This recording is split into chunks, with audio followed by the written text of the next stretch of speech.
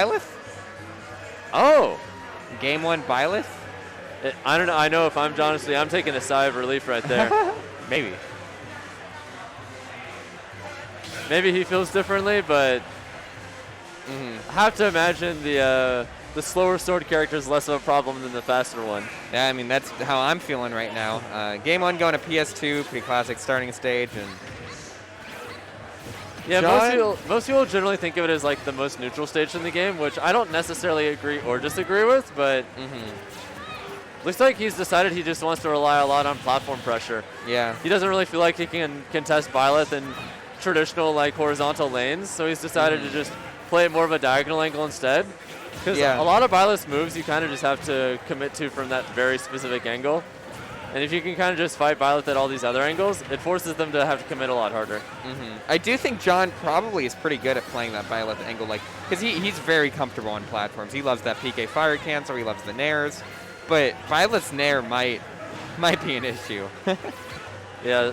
It is a very strong move against playstyles like that. 11Cs is like keeping up just fine in neutral, but he hasn't really been able to get any meaningful conversions yet. Yeah. He's kind of just individually chaining hits, which, never mind, he gets a good edge guard reading the back. It's a great edge guard. Jonestly only at double digits there. Losing the stock and trying to get started with the next one. Oh my god, 40% already. Yeah. Oh, and it's an edge guard situation. Dire straights, not able to get a punish on the edge trap, but we're back to neutral. Yeah, Byleth has just got such incredible range. And the sweet spot on those aerials is extremely beefy. But John able to finally get the conversion with 74 to his name, and you know, his Byleth, that's easily kill percent. Yeah, sometimes Byleth just needs like a gentle breeze to kill you after everything else. Yeah. Yep. Oh, I guess I guess that's like a 50-50 where you try to just read which direction they're going to drift in Pretty afterwards. much. Yeah, if they go left, you're like, oh, I got the upper. If they go right, you're like, oh, I get a forward air. Oh my god. That was almost a huge opportunity for Jonestly. He recognized it too, but it just didn't quite pan out. Oh my god. He almost made that back. It's kind of crazy. Yeah. That's a recovery mix-up that I'm actually somewhat fond of. Falcon can use it pretty well because you have a wall jump. Oh, Jonestly almost took the game right then and there. And 11C's unable to get the back air, or sorry, down air spike. Perfect idea. I guess he just slightly miscalculated how quickly 11C's is going to SDI out of it. Bring this back with a nice up tilt read too. Yeah, this game has gone completely in the favor of Jonestly right now. And I mean, unfortunate miscalculation thinking 11C is going to go on the ground. Yep, really nice drift there. 11C's was reading a drift in. Jonestly just drifted in on purpose so he could get that extra space, drift back out, reset neutral. Yeah. He needs to make sure that every little opening just matters that much more. It's so hard to win neutral for Ness against like big sword characters. Nice reading read the on the roll bullet. in after the PK fired. That was a great read from John to end the game and exactly what he needed. After that SC from 11C's like completely reset the momentum in John's favor. He just took advantage of it. Hardly got touched on his last stock. I'm still surprised he went Byleth game 1. Me too. All right, chat. Press 1 if you think he's going to switch to Shulk. Press 2 if you think he's going to ride or die with Byleth. I would put $50 that he would switch to Shulk. And I would lose that $50, which is why you shouldn't gamble. This is very surprising to me. So I played 11C's at Maji, and he switched to Shulk game 2 against me. So interesting. I am surprised that he didn't go Shulk. Maybe something about the Byleth just feels good. Or maybe it's the stage pick. Maybe John banned one of 11C's comfort stage. Or maybe he's just trying to practice the Byleth. We don't know.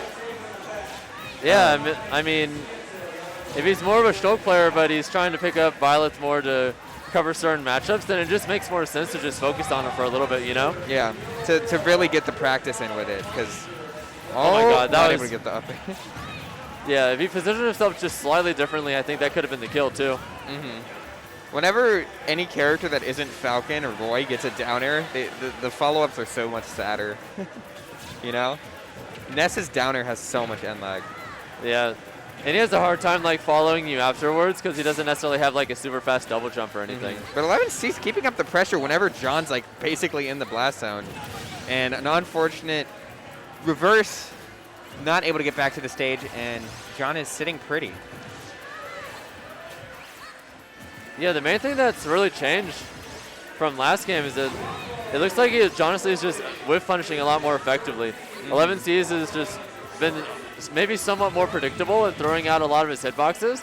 Jonestly has just been using that drift to just weave just barely outside of it, and then just catch him with a lot of falling aerials, falling PK fire, and just generally just hovering just slightly out of that range. Right. But using that drift specifically. Smart of him to not contest him in like a traditional horizontal lane. Almost with the awful GI sending him straight to the blast zone.